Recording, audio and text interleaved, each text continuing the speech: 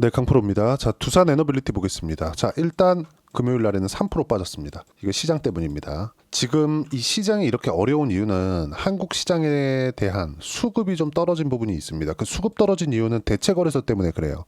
대체거래소 관련돼서 요즘에 말이 많죠. 왜 그러냐면 거래소가 나눠졌습니다. 근데 그 거래소가 나눠진 게 어떤 특정하게 뭐 본장에서 나누고 그리고 장 끝나고 나서 8시까지 거래가 되잖아요. 이런 걸 나누고 이런 시간대 예를 들어서 과거에 본장이 있고요. 그쵸? 9시부터 3시 반까지 하는 본장이 있고 여기서는 한국 거래소에서만 거래가 됐었어요. 그리고 장 끝나면 거래소를 통하는 거지만 시간의 거래로 넘어갔죠. 사실상 대체 거래소 쪽으로 붙는 게 시간의 거래소를 변경해서 시간을 늘리는 이런 부분으로 갔어야 되는데 이걸 왜 본장까지 들여와서 호가를 두 개로 잡는지 왜 이러면 생각해 보세요.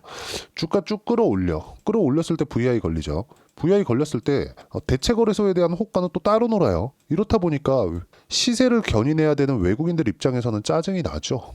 그렇죠? 이 새끼들이 괜히 이거 따로 만들어가지고 터줏대감의 그 놀이터 결과적으로 그렇지 않습니까? 외국인들이 들어와서 주가를 끌어올리고 최종 목적은 개인한테 던지든 기관한테 던지든 그 두 개를 실현하고 나가는 게 목적이에요. 근데 이렇게 올리는 근거 예전처럼 어떤 특정 뭐 집단이 들어와서 뭐 작전을 한다 이런 개념이 아니라 성장주들을 끌어올리는 즉 대형주 위주로 예를 들어서 보세요. 요즘에 1,000억짜리 시가총액, 2,000억짜리 시가총액 이런 거 가나요? 안 움직여요. 요즘에는 몇 조짜리 움직이고 그 몇 조짜리 움직이기 위해선 충분하게 자금이 들어와야 되고 그 자금이 들어오기 위한 조건, 즉 호재, 모멘텀 이런 부분들이 반드시 필요합니다. 근데 거기서 가장 최고봉은 미국과 연결이 되어 있는가? 이게 중요해요. 두산 에너빌리티만큼 그런 호재를 가지고 있는 기업이 사실상 한국에서는 지금 당장에는 없다. 물론 바이오 쪽에서도 알테오젠이 있고 그리고 반도체 쪽에서도 하이닉스가 있죠. 근데 이쪽은 시세가 충분히 나온 상황입니다. 물론 알테오젠도 그렇고 하이닉스도 그렇고 추가적으로 상승이 가능하죠. 하지만 두산 에너빌리티에 대한 시세만큼 왜 이건 지금 시작 단계에 있거든요. 이것만큼 위치상에서 좋은 위치를 점하고 있는 게 없습니다. 근데 여기서 악재가 하나 있는 게 트럼프 대통령의 불확실성입니다. 자, 내용 한번 보세요. 지금 한국 시장에 대한 업종 차트 제가 먼저 보여드릴게요. 업종 차트 보면 어때요? 고가 2,900포인트부터 작년 7월입니다. 쭉 떨어졌죠? 횡보하고 다시 올라와요. 그러면 이 떨어지는 과정에서 하락을 조정했었던 게 뭡니까? 삼성전자의 성장성 둔화예요. 이때 HBM에 아직까지도 엔비디아에 납품을 하고는 있지만 메인에는 못 들어가고 있죠. 메인에 들어가는 건 하이닉스입니다. 그 다음이 마이크론. 그 다음이 삼성전자예요.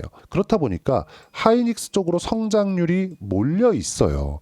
그러면 이런 부분들이 적용되는 과정에서 삼성전자가 폭락을 한 게 작년 7월 달 이후가 되고 그러면서 여기 바닥 구간이 있죠. 바닥 구간. 그러면 이 바닥 구간에서 우리가 볼 수 있는 부분은 뭐예요?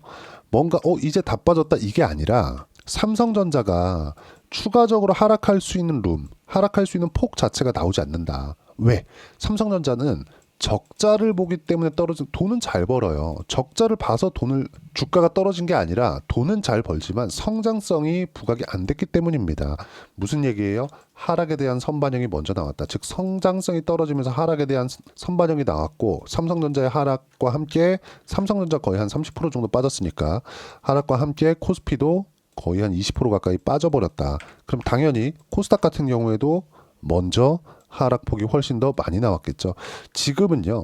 떨어지더라도 그렇게 크게 떨어질 수 있는 폭이 아닙니다. 물론 지금 자체도 시장이 그렇게 좋은 편은 아니지만 미증시까지도 하락하고 있는 부분을 반영한 게 지금 이 상태예요. 떨어져봤자 2,500포인트 선에서 저가가 나올 것이다. 그러면 미증시를 한번 보자고요. 미증시 아주 지금 개판입니다. 여기 2월달 고가 대비해서 그냥 수직으로 낙하를 해버렸고 지금 같은 경우 금요일 같은 경우에도 나스닥이 2.7% 선물 기준에서는 3% 떨어졌어요. 이런 부분들이 월요일날 적용하는 과정에서 한국 시장 기준에서 보면 페어밸류라고 하는데 1.1% 정도 추가 하락이 예정되어 있습니다. 근데 지난 8월 달에 있었던 내용들처럼 미증시가 폭락했다고 해서 여기서 뭐 흔히 얘기하는 검은 월요일이 올 것이다. 이런 부분은 안 나올 겁니다. 물론 가능성이 아예 없는 건 아니에요. 왜? 트럼프에 대한 불확실성이 너무 크기 때문에. 아니 미국이라는 초패권 국가에서 정책 노선을 이야기를 해줘야 되거든요. 근데 그 정책 노선에 대한 이야기, 그쵸? 왜 이렇게 하는지는 이야기하지 않고 자꾸 흔들기만 해요. 근데 그 흔드는 과정에서 상대국, 뭐 한국도 그렇고 유럽도 그렇고 이쪽에 대한 압박만 가하는 게 아니라 미증시에 대한 압박을 가하고 있어요. 그러면 미증시에 대한 압박을 이렇게 가하고 있다는 건 트럼프 대통령의 정책 자체가 지금 전체적인 불확실성이 있다는 거잖아요. 근데 이 전체적인 불확실성이 있는 것까지도 4월 2일이 되면 최소한의 윤곽은 잡힐 겁니다. 4월 2일 날이 트럼프 대통령이 얘기했었던 상호 관세의 시작일이거든요. 이때 어느 정도의 성과를 냈고 내가 왜 이렇게 진행하고 있는지에 대한 부분까지도 내용이 나오지 않을까 생각이 되고요. 그리고 이런 부분을 감안해서 이렇게 떨어진 이유는 하나예요. 아까 전에 제가 선반영 관련돼서 이야기를 드렸는데 무슨 내용이냐면 자, 잘 생각해 보세요. 관세 때린다. 그러면 물가 올라갈 수 있어요. 이 물가 올라가면 뭐가 돼요? 소비심리 둔화될 수 있고요. 소비심리 둔화되면 어떻게 됩니까 이게? 소비심리가 둔화된다? 경기 둔화 또는 경기 침체 이렇게 확대될 수 있다는 거죠. 그러면 우리가 여기서 한번 생각해 보자고요. 아직까지 경기 둔화나 경기 침체가 나온 것은 아니다. 근데 앞으로 예상이 되기 때문에 주가는 선반영했다. 즉 경기 침체와 경기 둔화를 주가는 반영하고 있다. 물론 앞으로도 트럼프 대통령이 말이 너무 세고 사실상 그냥 앞뒤 없이 막 지르고 있는 것처럼 보입니다. 저 처음에는 뭔가 그래도 계획이 있겠지라고 생각을 했는데 그게 아니라 지금 거의 뭐 취임 이후에 지금 이제 한 2달 됐는데 똑같은 얘기를 계속 하고 있고 지표를 계속해서 보고 있는데도 불구하고 똑같은 얘기를 하고 있다 보니까 이거는 혹시 그냥 막 지르나? 혹시 아니 저는 그런 생각까지 들더라고요. 아니 관세는 왜 매깁니까? 자국의 산업을 보호하기 위해서잖아요. 근데 트럼프 대통령의 관세는 그런 것 같아요. 와서 만들어라. 와서. 미국에 와서. 그럼 관세 없어. 이렇게 얘기하고 있는 것 같습니다. 그럼 우리가 여기서 하나 더 생각해 봐야 될 거. 만약에 왔는데도 불구하고 물가 상승을 막을 수 있을까? 인건비 제일 비싼 데가 미국인데 미국에 와서 만들어라. 근데 트럼프는 인플레이션 잡을 거야. 취임 딱 첫날 행정명령에 서명하면서 뭐라고 했었냐면 인플레이션을 잡는 행정명령에 서명을 했고 그 퍼포먼스까지 보여줬단 말이죠. 지금 이런 상황이에요. 근데 관세를 계속 매긴다? 미국의 물가 상승은 있을 수밖에 없다. 근데 이걸 인플레이션이라고 부르기도 약간 애매합니다. 왜 그러냐면 인플레이션은 이번 달, 다음 달, 그 다음 달, 그 다음 달 계속해서 물가가 올라가는 것을 의미를 하는데 관세는 한 번 딱 부과하면 끝이잖아요. 근데 여기서 연준 측에서도 보면 오늘 내용이 조금 어려울 수 있는데 이해를 하려고 노력을 해주셨으면 좋겠습니다. 이게 이해가 돼야 트럼프 4년을 버틸 수 있어요. 자 보세요. 관세 같은 경우에는 그냥 한 번 부과하면 오른 채로 거래가 되니까 지속 가능하지 않죠. 근데 트럼프는 어떻게 해요? 오늘 말 다르고 내일 말 달라요. 지금 미증시가 이렇게 빠진 것도 아까 전에 말씀드렸었던 내용처럼 경기 둔화, 경기 침체, 왜 관세, 왜 물가 상승, 그쵸? 이렇다 보니까 트럼프 말 한마디만 바뀌니까 연준에서도 야 이거 정책 불확실성이 너무 크기 때문에 금리 함부로 못 낮춰. 지금 당장 안 돼. 일단 좀 보자. 이렇게 얘기하고 있잖아요. 그러면 연준 측하고 미국의 행정부, 그쵸? 정부하고도 뭐가 되고 있어요? 소통이 안 되고 있다는 거예요. 근데 그런 불확실성이 미국 시장에 지금 이렇게 반영이 되고 있다. 최종적인 결과는 뭐예요? 경기 침체. 근데 경기 침체 아직 오지 않았고 주가는 먼저 빠졌기 때문에 이미 빠진 부분에 대해서는 반등이 가능하다. 그래서 제가 이제는 물려도 된다고 이야기를 하는 겁니다. 그리고 이 내용과 함께 뭐가 나왔어요? 4월 2일 날에 첫 번째 결과치가 나옵니다. 그 결과치 이후에 반등할 수 있는 상황을 우리가 한국 시장에서 거래를 하기 때문에 그건 주도주 안에서만 거래를 해야 됩니다. 왜 주도주를 하느냐? 이렇게 주가가 올라가는 과정에서 선반영이 되기 때문에 주가가 오른 것만으로도 미래 가치가 좋아진다고 우리가 해석을 할 수 있어야 됩니다. 그리고 그 해석에는 원전은 사실상 빼놓을 수가 없죠. 그리고 좋은 내용이 하나가 있습니다. 이 내용인데 보세요. 두산 에너빌리티, 원익 IPS와 반도체 AM 맞손. 그쵸? 이건 뭐냐? 금속 소재 분야입니다. 쭉 내려볼게요. 뭐 중요한 내용은 사실상 없습니다. 쭉 보시면 두산에너빌리티 전략혁신 부문장은 반도체 장비 성능 개선을 위한 기술 개발 목적으로 이번 MOU를 체결했다. AM 적용 분야가 기존 가스터빈 방산 외에 반도체로 확대되는 가운데 적극적으로 시장 개척에 나서겠다. 이건 굉장히 긍정적인 내용이에요. 근데 제가 왜 이런 얘기를 드리느냐? 원익은 어디예요? 삼성전자 파트너입니다. 그러면 두산과 삼성전자까지도 연결이 될 수 있는 부분이 있습니다. 그리고 두산그룹에서는 M&A로 큰 기업이죠. 그렇죠? 자, 두산을 보고 STX가 달려들었고 같은 업종을 했다는 게 아닙니다. 이렇게 M&A 시장에 달려들었고 STX는 나가리 됐죠. 그리고 이걸 비슷하게 따라한 기업들이 몇 개 있습니다. 근데 다 잘못됐어요. 여기서 유일하게 살아남은 거 밥캣까지 인수를 해가지고 15년을 버텨가지고 안정적으로 돌린 게 두산그룹이에요. 금융위기 이전에 밥캣을 4조 원에 사들여가지고 그걸 끝까지 버텨와서 지금까지 두산에너빌리티 밑으로 붙여가지고 살려놓은 게 두산그룹입니다. M&A로서는 정말 조금 압도적이에요. 근데 그 기업이 두산테스나, 그쵸? 반도체 장비 회사까지 인수를 했단 말이죠. 그러면 에너빌리티 같은 경우에는 뭐 가스터빈이나 이런 쪽에 대한 기술력이 있기 때문에 이런 쪽을 반도체 쪽으로 확장을 한다면 에너빌리티 쪽에서도 아주 긍정적인 내용이 붙어 있다고 볼 수 있겠죠.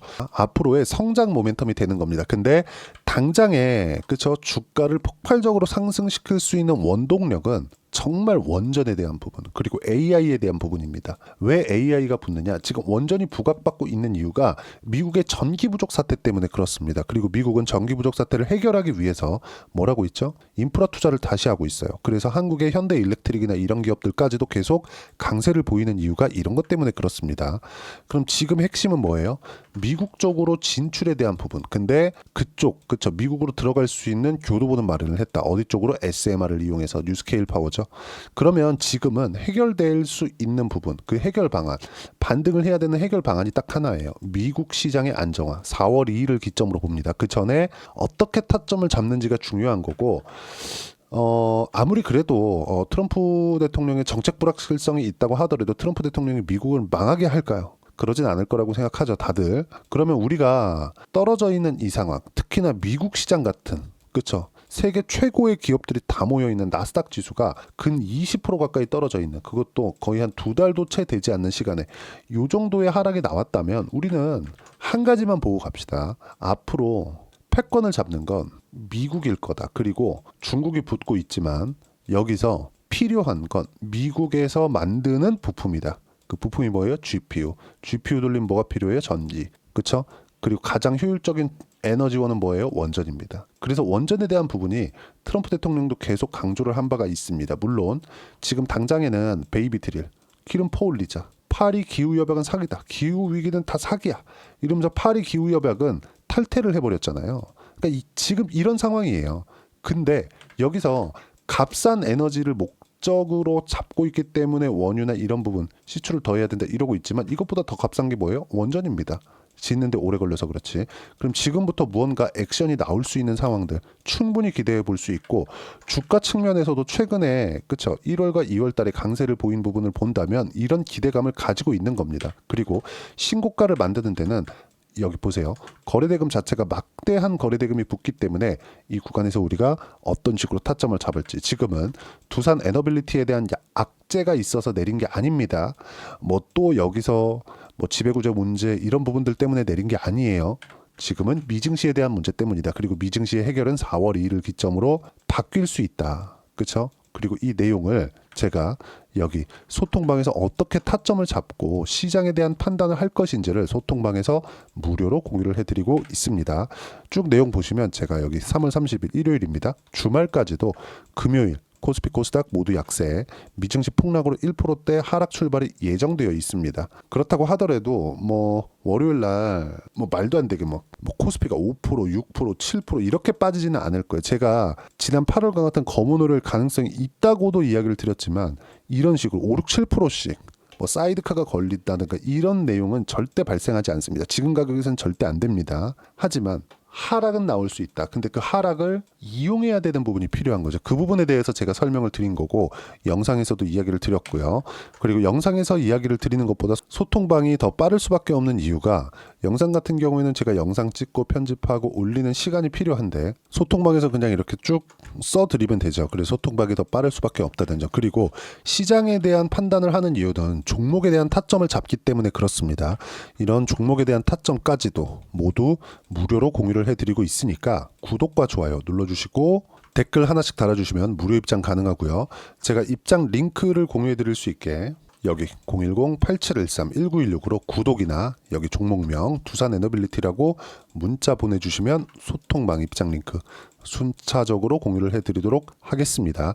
자, 그리고 소통방에서 제가 타점이나 시장 관련된 내용을 강조를 드렸는데 이렇게 매매를 했을 때 우리가 어느 정도까지 수익을 볼 수 있는지 그 부분을 보면 최근에 하나오션이 엄청나게 강했죠. 그렇죠? 자, 근데 저는 트럼프 대통령 당선 이후에 조선 관련된 언급이 있었고 그리고 신고가를 만들었죠. 그 이후에 한 달 동안 매수를 꾸준하게 이어온 결과 1월달 그리고 2월달까지 해서 이 밑에 보세요. 57%대 수익 구간. 그쵸? 신고가 구간에서 나왔다. 딱 한 달 걸렸고요. 그리고 다시 하락하는 과정에서 매수 구간을 다시 잡고 있습니다. 이런 부분들 소통방에서 모두 무료로 공유를 해드리고 있고 뭐 최근에 보면 뭐 알테오젠이나 이런 종목군들도 1월과 2월 달에 그쵸? 한 30%까지 수익 구간을 만들어내다가 지금 시장이 하락하면서 다시 매수 구간을 또 잡고 있다는 점. 그리고 작년 같은 경우에도 어때요? 그렇죠? 매수 구간을 잡았지만 모두 신고가 구간에서 공략한 결과 쭉 내려보시면 30%대 수익 구간 꾸준하게 만들어냈다는 점. 그리고 아까 전에 제가 조선주를 말씀을 드렸는데 하나오션 매도를 하고 나서 삼성중공업 쪽으로 이동한 결과 시장이 이렇게 어려웠는데도 불구하고 매도, 그쵸? B하고 S 딱 찍혀 있죠? 그런 결과 17%의 수익 구간, 시장이 이렇게 어려웠는데도 불구하고 수익 구간을 만들어냈다. 이 모든 내용들은 신고가 종목만을 매매하기 때문에 가능한 사항입니다. 그리고 이 내용은 모두 무료로 공유를 해드리고 있으니까 구독과 좋아요 눌러주시면 무료 입장 가능하고요. 여기 010-8713-1916으로 구독이나 여기 두산에너빌리티라고 문자 보내주시면 소통방 입장 링크 순차적으로 공유를 해드리도록 하겠습니다. 자, 1월 달에 종목 장세가 온다고 말씀을 드렸고 실제 종목 장세가 나왔죠. 삼성중공업 같은 경우에도 17%씩 이렇게 추가적으로 얻었고요. 하나오션 같은 경우에도 마찬가지, 그리고 두산에너빌리티 같은 경우에도 매수 구간을 계속 잡아가고 있습니다. 근데 두산에너빌리티도 지금도 저는 수익 구간에 있어요. 계속 매수 구간을 잡아가고 있지만 자, 그러면 작년에 매매했을 때는 어떻게 됐었느냐 보세요. 체코 원전 관련된 내용이 있었을 때도 계속 매수 구간을 잡아왔지만 유럽 쪽에는 모멘텀이 부족했었습니다. 그래서 수익분 폭을 보면 4% 정도밖에 되지 않았지만 두산에너빌리티뿐만 아니라 원전에 대한 포트폴리오를 구성한 결과 우리 기술도 볼 수 있겠죠. 자, 내용 보시면 어때요? 신고가 구간에 공략한 결과 어때요? 23%씩, 8%씩 이렇게 추가적으로 수익 구간을 만들어냈다는 점. 두산에너빌리티를 매매한 구간에서 이렇게 매매를 이어왔었던 겁니다. 자, 두산도 한번 볼까요? 그쵸? 신고가 구간에서 매매를 한 결과 이런 식으로. 즉, 주도주는 합쳐져서, 뭉쳐서 다닌다. 하지만 대장주가 설정이 돼야 된다. 지금 원전의 대장은 두산에너빌리티지만 두산에너빌리티와 함께 이런 식으로 그쵸? 우리가 어떻게 종목을 확장시킬 수 있고 주도주 포트폴리오를 구성할 수 있는지 제가 4월까지 해서 어떤 종목을 공략해야 되는지 딱 한 종목만 준비를 해놨으니까 영상 끝까지 시청하시고요. 모든 분들이 성공 투자하셨으면 참 좋겠습니다. 자, 여전히 시장은 녹록지 못합니다. 이런 상황이 벌어지는 건 어쩔 수 없습니다. 이런 상황에서도 수익이 나는 종목들의 구조는 변하지 않습니다. 즉, 대시세 종목에 대한 구조는 변하지 않는다는 거고 실제 제가 소통방에서 지속적으로 이야기를 드리고 있는 내용도 대시세 종목이나 시장 주도주를 공략하는 건 철저하게 가격 분석을 하라고 이야기를 드리고 가격 분석 이후에는 이슈에 대한 파악 그리고 이슈를 파악하고 나서는 다시 내가 얼마에 매수할지 그 타점에 대한 부분을 지속적으로 언급을 하고 있습니다.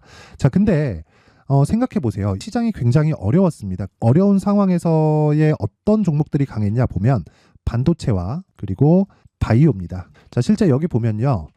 HLB에 제가 실제 매매한 내용을 띄워놓고 보여드리고 있는데 1월 22일부터 매매를 시작해서 4일 동안 31%의 수익 마감이 됐고요. 그리고 여전히 신고가 종목입니다. 자, 그리고 그 다음 어보브 반도체 이름을 보시다시피 반도체 종목이죠. 그리고 AI 반도체는 지속적으로 강세를 보이고 있습니다. 이 종목도 신고가를 먼저 달성한 이후에 제가 21%의 단기간에 21%의 큰 수익을 내고 마감이 됐습니다. 다시 재공략을 준비하고 있고 이런 부분은 소통방에서 다 공유를 해드립니다. 자, 그리고 코세스. 자, 코세스 같은 종목도 당연히 그쵸 신고가 종목이고요. 그리고 반도체 종목입니다. 이 종목도 영업일 기준에서 이틀 동안 대략 한 15%의 수익 마감이 됐습니다.